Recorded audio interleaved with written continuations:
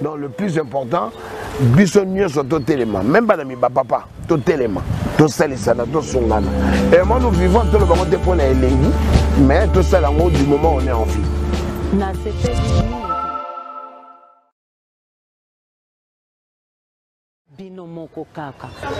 Un grand souci qu'on a, toza kosa lisaba opération, toza na groupe T, celui qui peut être touché à même groupe wana kalembelembe à sauver bana et belé.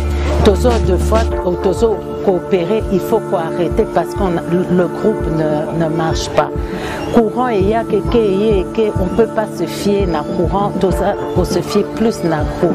Bosunga hôpital ya bana na bino kalembelembe na groupe ya kumona vidéo yo à se sentir touché ayamba komona docteur akela lobanga na président nanga groupe on en a vraiment besoin tosunga.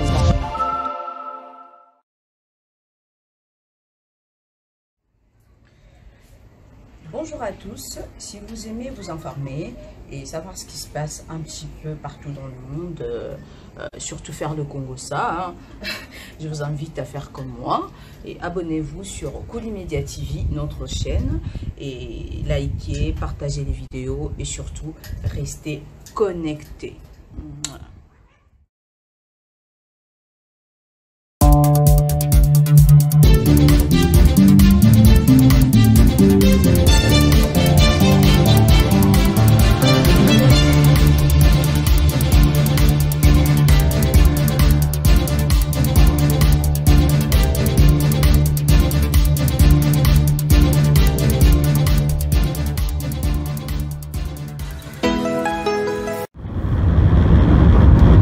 Bonsoir, Mbote, chers amis et chers internautes de Koulimedia TV. Mbote bisika nyonso boali na mabota na bino, na bandako na bino, liboso betandoike na bino. Et bien ce soir, on va éventuellement rencontrer un homme. Un homme qui a plusieurs casquettes, un homme qui a défié certaines réalités de ce monde, un enfant de la République démocratique du Congo, bourré d'idées, bourré de compétences. Il a œuvré il y a certains temps plutôt à la réunification des enfants de son quartier, des jeunes de son quartier, des hommes de son quartier, des parents de son quartier. Il a réussi ce pari-là. Il est allé sur d'autres terrains plutôt social pour éventuellement communiquer avec la population et essayer de comprendre certaines choses et pouvoir aider dans la mesure du possible la population de Kinshasa. Il y réussit. C'est pour cette raison éventuellement que nous nous dirigeons aujourd'hui vers lui pour essayer de comprendre un petit peu quel est ce personnage. Eh bien, chers amis, ne soyez pas impatients, soyez plutôt patients parce que je suis encore en route, mais je vous promets que l'émission sera très très intéressante. Voilà, à tout de suite.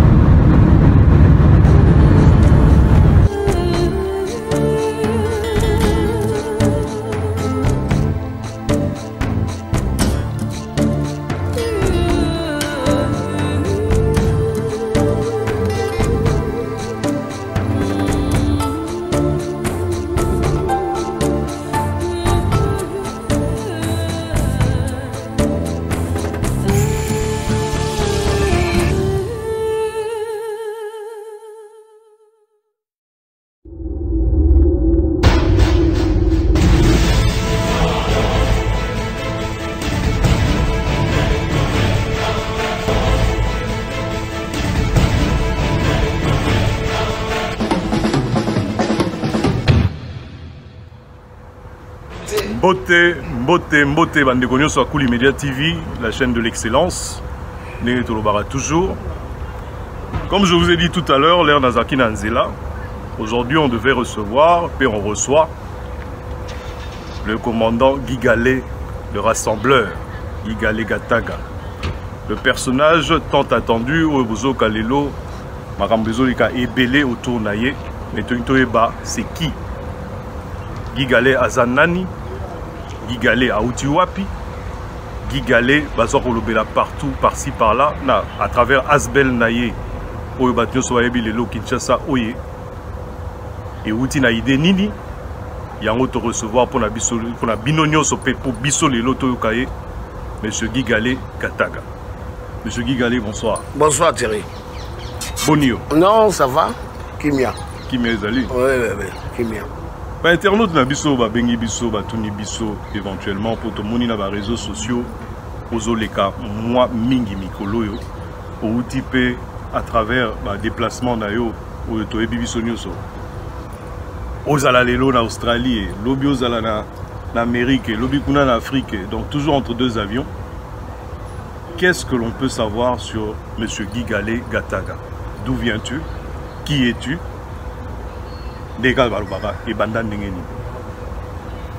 Merci Thierry Nayo. Moi, Gigale, je suis congolais, hein, né à Kinshasa, grandi à Kinshasa et je fais mes études ici à Kinshasa. Et Sukiwana? Ouais, de père et de mère? Oui, tout à fait. Congolais? Oui, de père et de mère congolais à 100%. C'est vrai? Oui, oh, bah, tu vas doute, hein? Tu vas doute, mais Gataga, ils ont peut-être côté Banoko. Non, Gataga, non, combo ba congolais. Combo ça l'angoga combo parce que au moins le fait c'est la combo galais et ça la relève moi étranger par rapport à combo mais combo ça l'angoga combo n'était pas famille muso so ba de la famille Ali. Ouais. Oui, so ko pas Mindele Ali est après non. Le roi vient à Kalagouz Carlibon. Voilà. Donc combo ça combo galais c'est un nom mais moi je suis congolais. D'accord. Alors, Potoko, tu as vraiment la vif du sujet, Nabiso, pour tous la temps mingité, il vous a tellement occupé. Tu as dit parcours, il y a beaucoup de na Asbel, Kinshasa, Oye, et Bandit Nengenini, idée et outil Wapi. Au fait, tu vois, Marambunyo na Mokili et Witaka na Ndenge Yamutu, na Zaleli Yamutu. Au moni na jeunesse d'Abisso, je pense que ceux qui ont na moi mémoire et oyeba ngai ton la la jeune na zalaka na makanisi et belé na baninga au monde na midi peut-être bazoluka giaza parce que badunyo so na table mais ngala na la quoi to zobeta balé. D'accord. Mais balé la drobeta ko banda tongo ti midi faut boka bona mais ngao mo nezo continuer parce que na a besoin ya okabona na baninga te. Donc tout ça la baninga muningo pe to tika la na suka olela tika kenenga pe la keno mona la landi pe ti e pa la bango to vandi e sili ne se meto ke to bima to no tela pe muninga boy.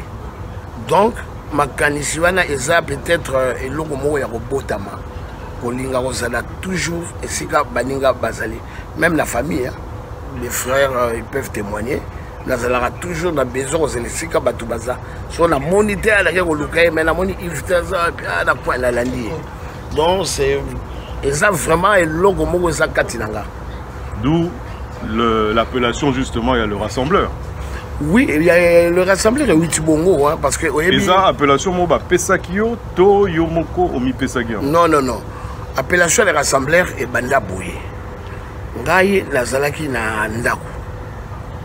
Un ami a benginga a zungati na moni appelle en absence de téléphone mais mon cousin aimé on organise bao baebi papi kimpio ka ebi aimé le master a benginga a ibsinga a tozana Zenith Café soko koya atune bozana nani abiyaka elombe à la posa nao non elombe personnel papa wemba d'accord nabi OK nazoya mais na kuti bango nyoso bafandi balaki vraiment belé bafandi bon solo là après dans la commis j'ai le bien justement j'avais vraiment besoin de toi au vanda ton solo là na même moment on a fandi quelques temps après le téléphone n'a sonné ba ebisanga makambu ya matanga nabi OK nazo occupé soki na silisi na goya même utabenga ngala solo là olena cha attirer attention na makambu bengela kinga nga na biso téléphone na bandi obenga sikoyo fulani na yoki ba oyo bazwi bandeko boye bazwi makambo bandeko boye bazwi makambo donc na soki au moins 10 minutes lo na yoka moto abengaki nga mena komi na nga kosoki kosinteresse na likambo ya matanga tant la silisi na vandi ayebisi nga bi mais au fait ça c'est la deuxième fois na remarqué téléphone na yo ozalaka beaucoup plus obengi mutu boye mais ozalaka mingi vraiment na bolingo ya bato ouais kolobaki bongo na ndenge tovandaki na ndenge tokabwani alors après 2-3 jours après babengi nga les autres kaka na yembe abi toza na rei didero soko okomi na rei didero omona McDo moko eza wana gare wana benganga na yeba ete soki baza na McDo so baza wapi na billet na gare voiture na bengi ye akiti ya zwinga place yango nzoka na coin yaki studio ya camerounais moko on a vu beaucoup à l'album il y a maître d'école. D'accord. On a l'album à maître d'école. Tant qu'on a commis, c'est via ici studio. Via le bilanga boué. Et ma la kiwana Cornélie Nadati. Naza kotia ba combo donc dédicace. Mais je vais te faire plaisir. On a studio déjà bouclé. Wana Silisi a commis quand on s'en allait à dédicace. D'accord. Abisanga, je vais te faire plaisir. Na yebi ninga na dédicace yo mais ogoyo kango kaka tango obima. Soki ebimi. To bimi to koti na McDo to vandi to bani ko solo la. Abeti li solo ndenge azalaka na chorale na église de Saint-Joseph. D'accord. Ah ngala bi je rappelle nga maman légionnaire. Ba papa Mokambi. Yabi mais voilà. Moni ba papa Mokambi wana, toi tu mérites kombo wana ya Mosangisi. Ah, donc ibanda na Mosangisi. Mosangisi. OK. Bongi na kombo wana ya Mosangisi. C'est ko ngamo ko na vandi na teli na bisi na bi, mais vieux.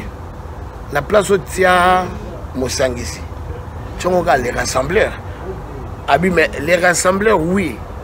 Les rassembleurs à côté nini.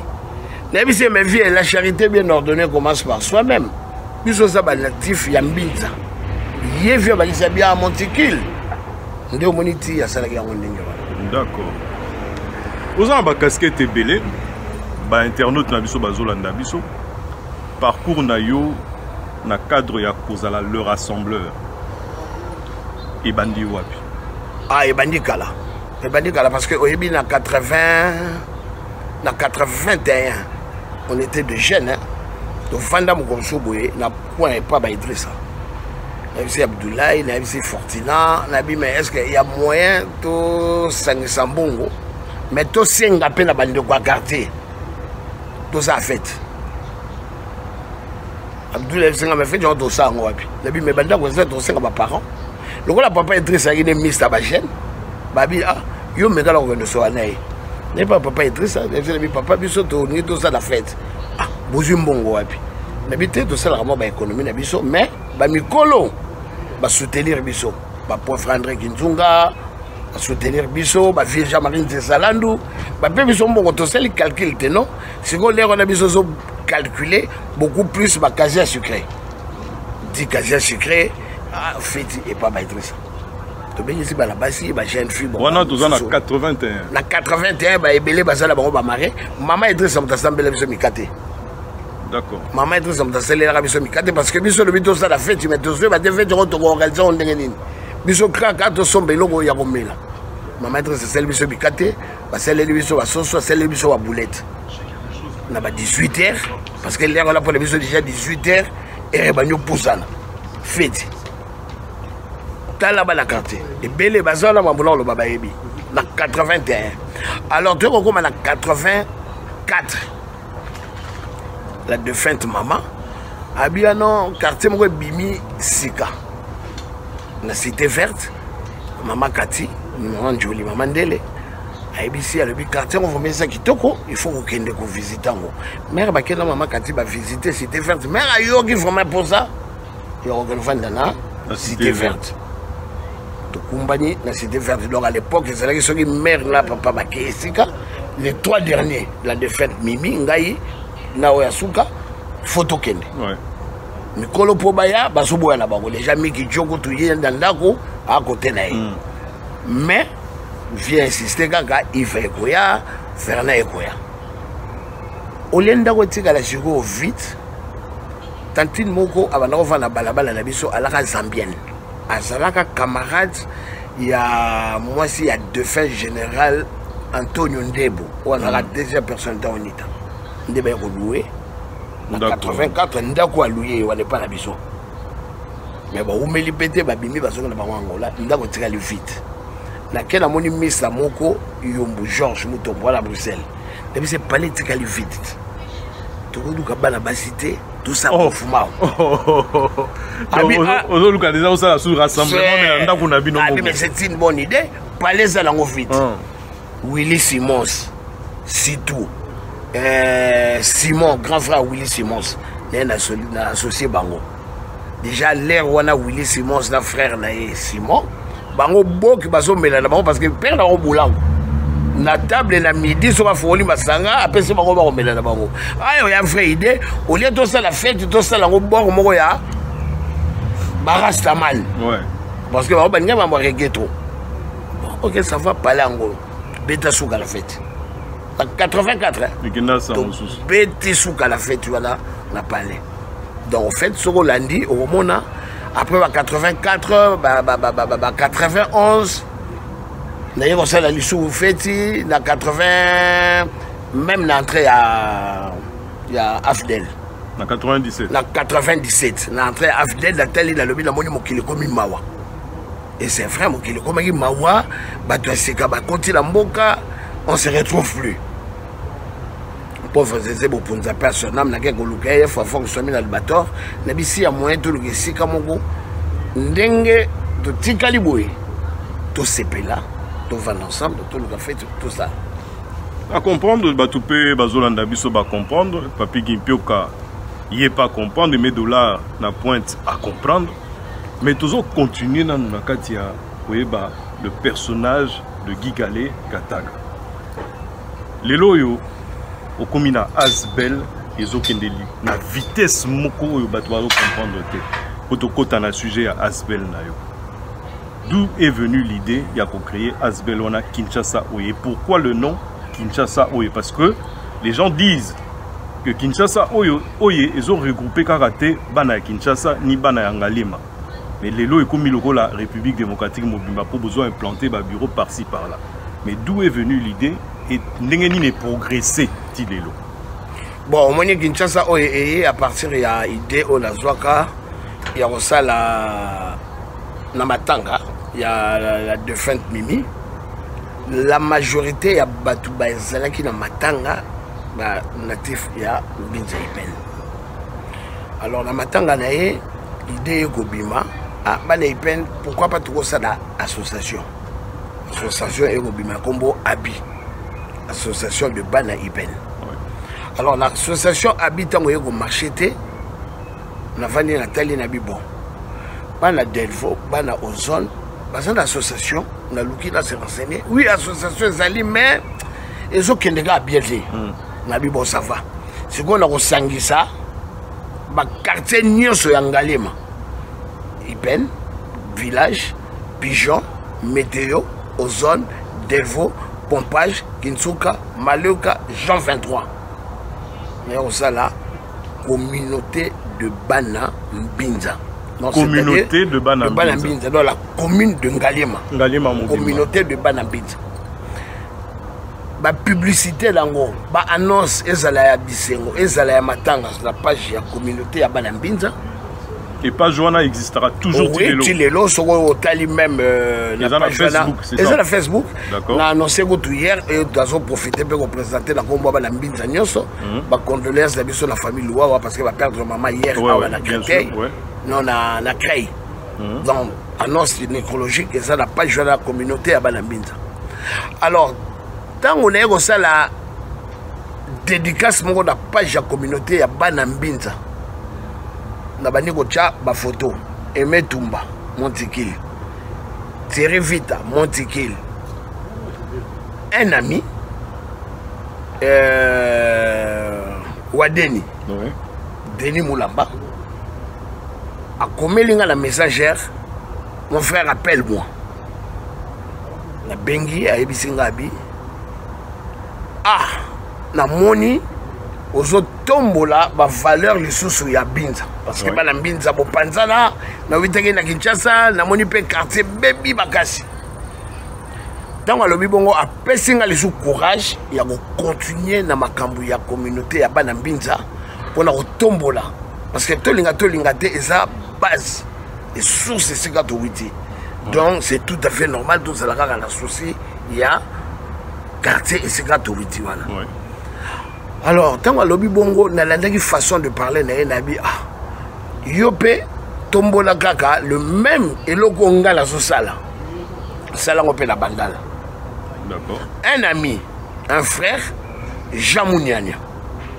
A benginga lobi ah mais quand on sala et le mongo ya cité verte parce que yo pour vendre la cité verte.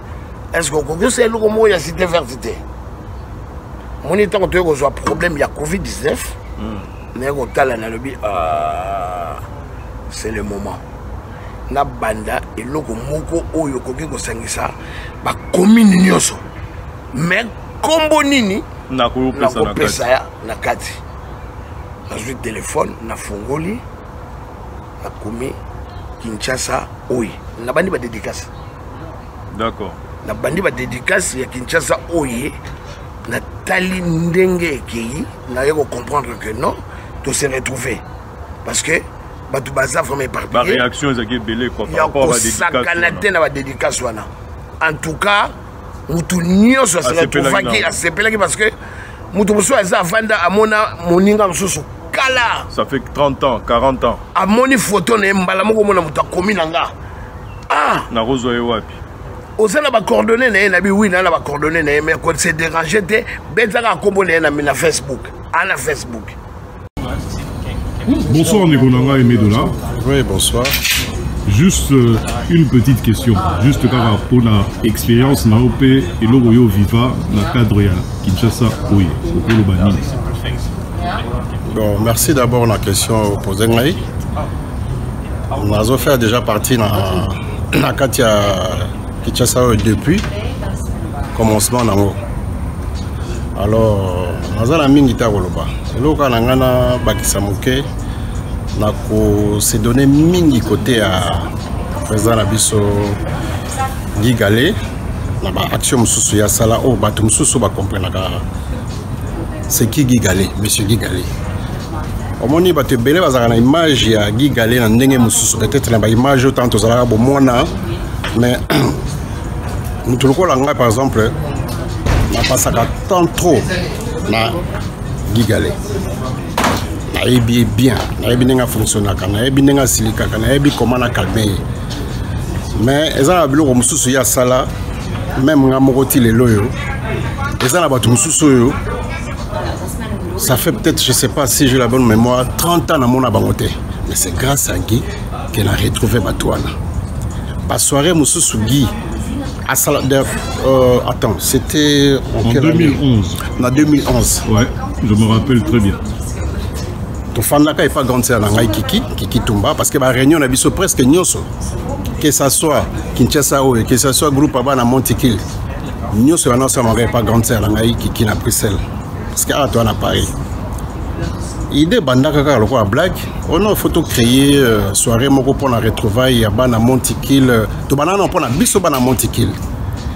Et puis dato ba pesaka ya soirée wana Marie n'a participé à ne na pesi ko tuna cotisation na ngai mais Marie n'a participé à raté. C'est vrai que vous avez raté. Nazala raté. Le jour même il y a soirée toujours ezalaka ngana kenaka nga ki sasa. Mais déjà eloko wana déjà zaki déjà eloko liboso o Guy Galé a provoqué na kati ya Bruxelles test pour na kotala ndenge nini toko ko démarrer les lots toko na bakitchasa oyo wana. Mais à partir à Congo ta on atalaka bilili ngamo na ndimaka te. Mais c'est un garçon où il faut vraiment tout tchaer poids. Même qui sait ça, qui Kinshasa, où il y a un colis le loboé. biso toujours faire partie na ba cofondateur ya Kinshasa Oyana. Mais nazo pesa message na bateau nyonso bazaka na ba idée oyo ezaka na sima mokongo wana. Ba idée wana bozalaka na ngote. Il faut que soutenir Kinshasa Oyo et que soutenir sous monsieur Guy Galé parce que ça la motema moko mawa. Parce que asala ke belé. Hein? Matanga, Kakaye, oh nini boy, même nga moko pe, malgré ba courage ezali mais na toujours na sima na ye. Guinenge nini? Est-ce que famille moko famille na biso mo na moti ki les aboy. Au moins tam songa na négliger mais mo na ye na sima na nga atelemeli yango etala lelo ndenge asangisa biso. Na batu mususu ba commune mususu ba ya susu. Donc c'est grâce toujours à monsieur Guy Galé. Il y a un moment biso tout s'adhérer toujours à Katia Kinshasa tout tombe le mouvement et que ne liboso quoi. Donc on a ngaka loba muke ngwana concernant monsieur Guy Galé. Na ba image batu mususu bazola kaye. Ezande ngwana te. Boya pembeni na ye, bomona ndenge musala yo salama. Biso pe toza na sima toza ko pousser toujours musala ndenge zokende quoi. Voilà. Merci beaucoup. C'est tout ce que je pouvais Merci dire. beaucoup, monsieur le ministre. Merci. Okay. Donc, la monaki bana ba remerciement tellement les gars qui belé. Mais ba dédicace on les gars bande côté pour tout na monaki en opé et s'occuper na ba parents. Non. Dédicace pe ba parents. Na bandaki na ba dédicace na no ya biso boy. Ouais. Na dédicace biso na ko tala na lobi bon en fait. Ba o ba witi ngalema ba o ba witi limete ba witi gombe ba witi bandal kasafobo. En soi, parents mutuba mema biso na mokili oyo ya ba commune nyonso to vandi. Alors ce qu'on fait na ça là eloko moko du mémorial ya ba parents yango moni na ki ko banda ko sikoyo ko sala hommage ya ba parents nyonso o batika biso. Dans la silisi yango na ko sala sikoyo ya ba ndeko na biso nyonso o pe batika biso. En tout cas, la soirée merci et belé à ma famille. Oui, ça c'est ça. Y compris même Yabaninga. On soit à mon photo le bid non. Mimi à la ralisson dans mon qualité. Nga ye baraté. Nga le baraté. Na moni yango nengo tena na ba réseau. Donc tout chaque en tout cas, quand même. Je crois que bandeko na biso nyonso surtout bana mbinza lelo yo baza otala émission oyo. Pour toujours rappeler quand même que monsieur Guy Galé Gata Gaza moi na yambinza pe moto ali bosoto yambi na Kuli Media TV oyo ya bana yambinza ko Kuli Media TV peza chaîne ya bana yambinza donc ils a quand même souka na honneur a pesi biso pe toujours rendre honneur wana. Bonjour à tous, si vous aimez vous informer et savoir ce qui se passe un petit peu partout dans le monde, surtout faire le Congo ça, hein, je vous invite à faire comme moi et abonnez-vous sur Kuli Media TV, notre chaîne, et likez, partagez les vidéos et surtout restez connectés. Alors pour continuer la cadre ya Asbel Kinshasa Oye, où en est la réalisation Oyo Kinshasa Oye et c'est sali pour na bana Kinshasa nyonso ningolo. En tout cas, c'est bien Kinshasa Oye na niveau ya Bamboko to Vandi. Rien à dire, hein, makambo et salami Oye monani na Oye zali. Moni ko kene to kene na mboka c'était pour aller ko installer en na kati ya capitale ya Kinshasa. Bon, yo mo webi la Bamboka nyonso administration et ça la ndenge nango. Vous pensez peut-être à document Bouboko seront dans Mokolomogo, mais il faut qu'il y ait une semaine. Bon, ce qui est vrai, le document administratif, ils sont vraiment en ordre. D'accord. Alors, tout ça, l'identité, donc on a l'adresse. Parce que tant que tu commis, c'est vrai, Kinshasa Oye, Kinshasa Oye, Kinshasa Oye. Il y a d'autres personnes, on n'a pas bengi à foutre fiche d'adhésion par téléphone. Le système, on a Kinshasa, on a MPSA. Alors, on a monnaie qui a sa propreté. Parce que, oya tindi na MPSA, oya tindi na MPSA, oya tindi na MPSA, il faut se qu'on tinda ka mutu. Kende na MPSA ngo zo mbongo, mona mutu na jour mo ka seleta 30 tours. Pour mutu na mutu zo tinda la leur na ye. Na stopa qui on a dit c'est mieux, il faut donc na identité. Donc un bureau. D'accord. Au secrétaire Aza, assistante Azali, trésorière Azali. Il y a l'adresse, vous passez, fiche Azali. Les structures, on a un bureau ici Salami. Oui, le bureau est là sur 175, enfin 175, avenue Colonel Mondjiba. ça wana sokoye au monde vraiment panneau Asbel Kinshasa et secrétaire bakoki kolinga ba o répéter bango sous adresse ya bureau ya Asbel Kinshasa oui Asbel la biso ezana boulevard Monjiba numéro 175 donc 175 la commune de Ngalema. Voilà. Référence la biso immeuble galerie La Pépito en face il y a école Aurore entrée principale il y a résidence officielle après ministre. D'accord, OK. Alors car on a cadre à question nanga wana ou expliquer biso mamuke le fait que kende ki ça pour na ko tchaba base ya Kinshasa oui. Mais la réalisation et bien à niveau Kinshasa topé but y association topé Asbel ezani. La réalisation oui parce que tu as d'abord dignité là-bas hôpital hein, la pédiatrie de Kalembelembe est parti faire le geste na mama yemo na Kitambo plusieurs orphelinats na il y a ma soeur na Delvaux tout ça là qui donc nous sommes dans les social beaucoup plus la santé la soin il y a bana. D'accord. Et nous avons appris aussi toujours dans le cadre de l'enquête na biso que beaucoup de qui pepe bana oyo baza retardé mental ou ba benga ba trisomie. Oui. Est-ce que ils solo est-ce qu'ils ont le kuta quel est vos projets par rapport à bana? Non, ça le kuta déjà solo parce que moi l'Asbel Kinshasa Oye, on travaille en partenariat avec l'association Sans Frontières. Il y a Maman Liliane et Madame Temouni. D'accord. On travaille en partenariat. Yende, Aza, Mokambi, il y a Banana Nyonso, il y a trisomique. Alors, elle a fait appel à moi avec Kinshasa Oye, on travaille en partenariat. Toye Bakoma, Togoki Gosunga, Banoyo. Parce que la majorité a pas de difficultés, ils ont nécessité de opération la pédiatrie à Kalembele. Mais est-ce que bana wana bazara déjà la structure mo place bazwaka bango batchaka bango to bazalika ko ere boye? Non, structure ezali ya sala pona bana wana ezali na centre Bondeko en face ya commune ya Kinshasa. D'accord. Oui, structure ya bondene za so ba na centre Bondeko. Banana ba trisomique bazali même na bana ba malentendu bazawana. Il y a toute une structure. Donc le plus important bisonnier sur tout élément même pas mi papa tout élément tout salisana tout songana et moi nous vivons tout le monde pour na elengi mais tout ça là du moment où on est en vie.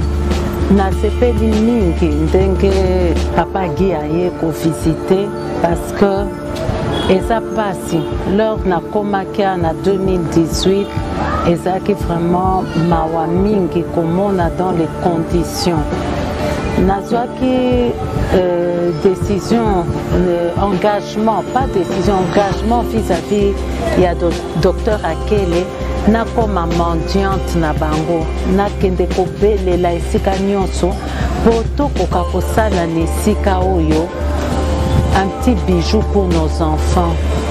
Bana oyo bazali awa eza mingi bana bazana mayele makasi. Un enfant bien soigné, c'est un adulte en bonne santé. Bango nde bakobundela biso pona na Congo na Congo na bango.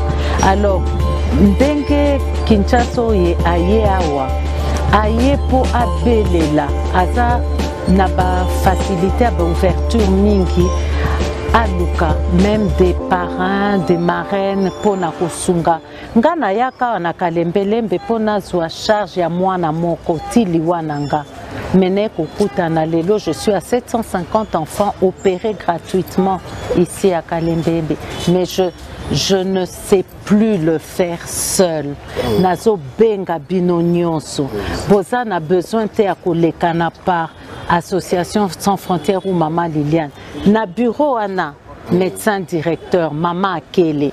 Une maman de cœur pour les enfants. Boye bomonier bolobi docteur Tongoye ba situation à bana qui on peut prendre en charge.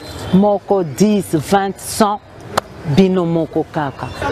Un grand souci qu'on a, toza kosalisa ba opération, toza na groupe T, celui qui peut être touché à mema groupe wana Kalembelembe a sauver bana ebele. deux fois, coopérer, il faut arrêter parce que le groupe ne marche pas. Courant, il y a on ne peut pas se fier na courant, on se fier plus na groupe.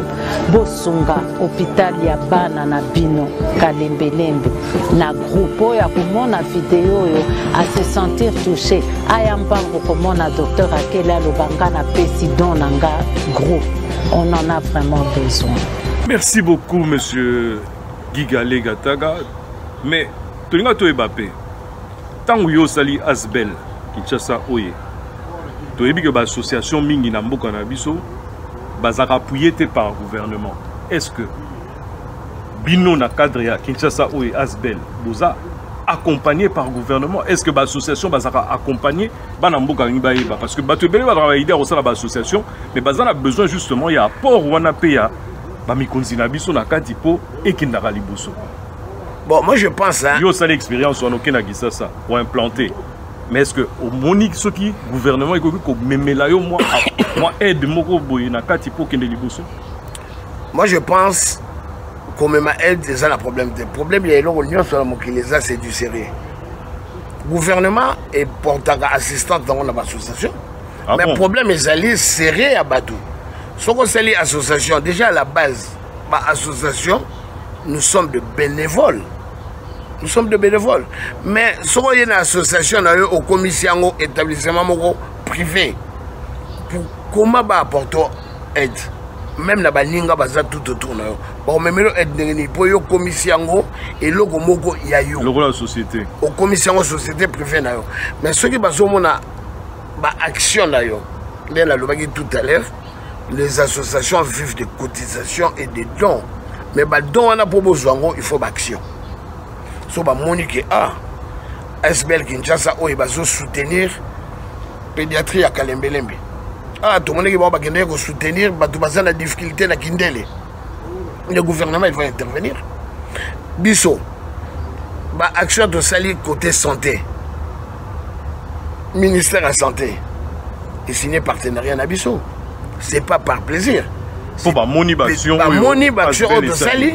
Non, je pense que le ministre de la Santé a compris que bon, je peux faire confiance dans Asbel Oyo. Ouais. Parce que ça est fort au Yabiso, bandeko nyonso ya Asbel Kinshasa Oyo. Téléphone mke Bruxelles bon, emetumba benga Joe, kibonge bokanga ba seringue, botinda pour remarquer la Kinshasa seringue nyonso ça seringue. Donc moi dans 2 mois il faut injecter mon colo. Or que seringue a déjà. D'accord. Peut-être dû par manque de moyens, je vais utiliser le même seringue. Maintenant, vous pouvez faire seringue sous ça pour la bande. Mais lui-même, le ministre, d'abord à la base, il est médecin. Il a compris que l'effort na bango et ça liboui. Donc si on a PCP aide, bon ok liboso. Mais si on a aide devant la tête. Parce qu'on a un effort moko yoso sada te loko moko yoso sada te bofandi na binoka boy ala yaki na 10 euros na ye kipioka yaki na 20 euros na ye na poko na ngo chetemba de tembo na mbongo ya ba adhésion porte union sur le bête de la gouvernement personne va t'aider personne.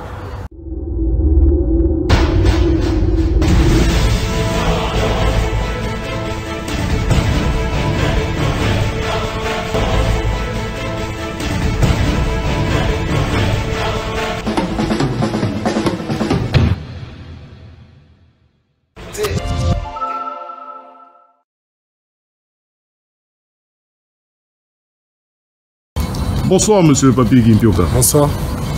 Alors, tout le monde autour, il y a rassembleur. Qu'est-ce que toi tu penses de l'association Asbel Kinshasa Oye? Bon, précisément, je n'aurais pas beaucoup à dire, parce que ça ne sert à rien de beaucoup parler. So, mon auprès de la rassembleur, ça c'est pas d'aujourd'hui, hein, ça va depuis des années, depuis Kinshasa, depuis Montikil. Voilà, comme tout à l'heure, il a parlé de l'histoire, son implication avec Papa Mba, son accompagnement et tout.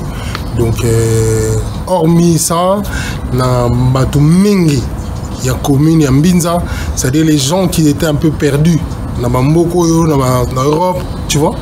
Voilà, son implication dans l'appel, dans le rassemblement, dans le tout, surtout les histoires de soutenir les gens au moment de difficultés, au moment des deuils, des retrouvailles, voilà. Mais sauf que ce que je déplore, c'est plus la communauté va sentir implication dans le banc vraiment. Dans le Montikil, précisément. C'est-à-dire, au moins, quand on parle de Montikil, il faut vraiment que les éléments, c'est-à-dire, Montikil, vraiment, tête d'affiche, ou présent dans Baza, un peu, comment je peux dire, dans l'ombre. Mais il faut quand même qu'on sente l'implication dans la chose, en fait. Tu vois? Voilà. Donc, en soi, Kinshasa, c'est tout le monde, mais il faut voir aussi partie où il y a beaucoup soutenir Montenamina qui est du Bosso. Voilà quoi. Parce que ça fait partie de l'ASBL. ASBL, les ailes mouvement ou quoi, non. Les ailes sont peu importe la situation. Donc on ne va pas préciser sur des détails ou bien Moussala ou quoi, non. C'est tout. Tout ce qui est soutien, ils sont dedans. Donc tant qu'à faire, il faut vraiment. Donc il faut implication, il y a Bana Mbinza. Voilà, il y a Bana Mbinza, les grosses têtes, voilà. Les grosses têtes, ses amis, ses proches et tout ça. Parce qu'on ne les voit pas. On les voit pas. C'est vraiment, c'est le seul souci qu'il y a. Mais sinon, Kinshasa et l'évolution, voilà quoi. Voilà. Merci beaucoup, monsieur Papi Ipioka. De rien, je t'en prie. Tozo Kende vers fin émission Nabiso, mais une dernière question. Dans le cadre, toujours, il y a Asbel Kinshasa Oye. Quelles sont les difficultés pour continuer? Bon, la difficulté, je pense beaucoup plus, et ça, n'a pas incompréhension. Difficulté, beaucoup plus, et ça, n'a pas incompréhension. Kinshasa Oye, Asbel. Donc, l'association Nyonso et vivra dans la cotisation. Et de deux, il faut d'abord être un membre d'Europe. À partir il y a des jeunes, on va nous respecter les normes et l'association, il y a la cotisation. Mais ce qui penser que le cas là, SBL Kinshasa, il y a mon cordeau, il y a SBL Kinshasa, il y a qui, tout le monde qui est ministre Songolo Pakala. Tout le monde qui est conseiller Songolo Pakala. Tout va faire ça parce que ma candidature est dans le ministère wana agendaki kozwa. Donc le collègue agendaki kozwa asombaka bakisi asombaka babiloko asunga kaka. D'accord. OK, là tu comprends moi Mouké. En tout cas monsieur Guy Galé, merci beaucoup déjà de accepter l'invitation à Bisso parce que vous avez quand même un au sala. Mais ce qui te zanga qui loko moko ya rotuna yo na ngonga oyo. Peut-être que yo zana eloko moko ya kolobato message mo à transmettre na bato. Qu'est-ce que vous avez na minute pour clôturer l'émission? Non, le message le plus important est que bandeko nyonso oyo bazana Kinshasa oyo parce que côté des gens à Kinshasa oyo à partir et à dédicace. Dédicace sur les alaki nini? Dédicace sur les alaki comment on appelle ça? Fil conducteur. Voilà, qu'on répertorie nombre ya bandeko o nyonso ba koti na kati et après koyebisa bango pourquoi vous allez dédicacer pour tout kende na eloko yo boye tout se retrouver moi ba valeur na biso pe ezonga parce qu'à un certain moment ba valeur na biso bungaki mais na kati ya Asbel Kinshasa oye ezongi c'est à partir à wana tout ça wana pour tout le monde. Donc, porte union sur Oyo Kokito Beta pour la sungi to betango. Merci beaucoup. Merci beaucoup na bande konyo so balanda biso lelo na poko lelo toza na Paris nazo rappeler batou parce que monsieur Guy Galé Gataga azara toujours entre deux avions à travers les 5 continents. To kanga ki lelo na kati ya Panama. To miki ko beta liso na ye pe to stondi bino botondi na ndenge bolandi biso bino nyoso. Tokutana kaka nde tolobaka na mikolo ezoya sokoza na mwa ba remerciement repesa bato oyo bazosunga Asbel en tout cas bandeko baza ebele soki na bandi kotanga awa na kozwa ngonga mingi mais en tout cas pour Asbel Kinshasa oye merci na ba membre nyonso ya Asbel Kinshasa oye ya Poto Paris Belgique baza vraiment ebele ba metumba bazali ba Joki Bonge bazali ba Dio baza na Paris pe pareil bandeko baza ebele na Kinshasa baza ebele à commençant par notre trésorière bon commence à communiquer à Kinshasa Pepito Kilala à qui vraiment on remercie beaucoup na effort physique, moral. Oyo téléma pour na ASBL Kinshasa oye et vraiment beaucoup de membres du gouvernement yamboka na biso. Tokoki ko bossa na kosenga bango merci parce qu'à la base association, même si tu es dans la politique, ça n'a rien à voir avec l'association. C'est des autorités mais parce que la Kinshasa oye. En tout cas, tout ce que bango nyonso pe merci mingi na soutien na bango. En tout cas, la Kia Kikula, la Vandi, na Moni, Oyo Basali, Ezaya Mingi. En tout cas, coup de chapeau na Baonios. Merci beaucoup, merci. Biso pe totondi bino botondi ndenge bolandi biso pe ndenge na lobaka kaka tomonani na mikolo ezoya. Merci.